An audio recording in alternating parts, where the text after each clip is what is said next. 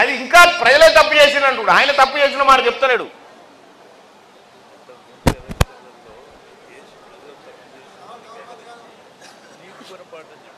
Right, ఇది correct. అంతకుముందు ఎన్నికల్లో నీకు ఓటేసి తప్పు చేసిరని ఇప్పుడు సరైన నినాదం తీసుకున్నారు, సరైన నిన్ను ఓడగొట్టిరని చెప్తా ఉన్నారు పెద్దలు. అదే కదా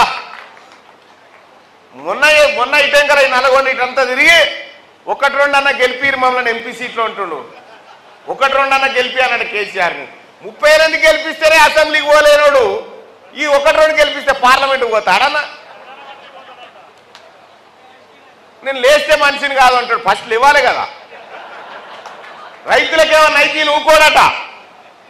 ధరని తెచ్చి భూములన్నీ ఆగం చేసింది ఎవడన్నా? ఉచిత ఎరువులు ఇస్తాను మోసం చేసినాడు ఎవడు?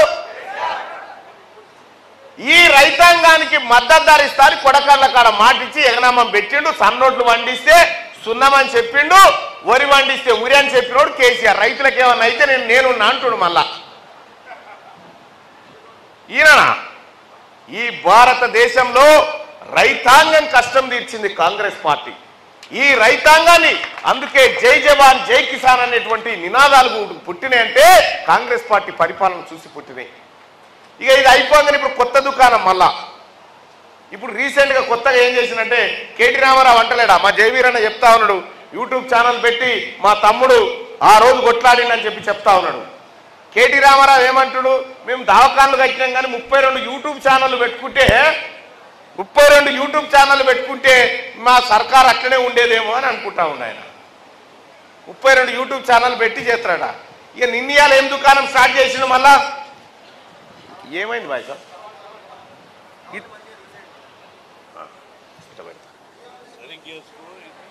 అది గాలికి ఉల్టా అవుతుంది సార్ మాది కాదు. అట్లా కట్టు. నీ ఆవేదనకు అర్థం ఉంది, ఎందుకంటే ఇది అందరికీ కన్నతల్లి లాంటిది కాబట్టి.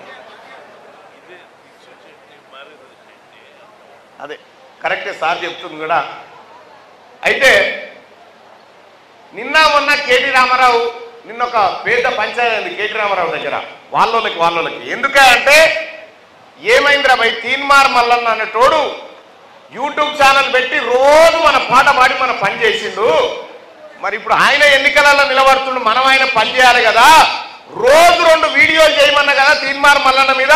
తీన్మార్ మల్లన్న ఈ పని చేసిండు, ఆ పని చేసిండు అని చేయమన్నా కదా. ఏమైందిరా అంటే చేస్తున్నాం కానీ జనం నమ్ముతలేరు సార్ అని చెప్తున్నాడు.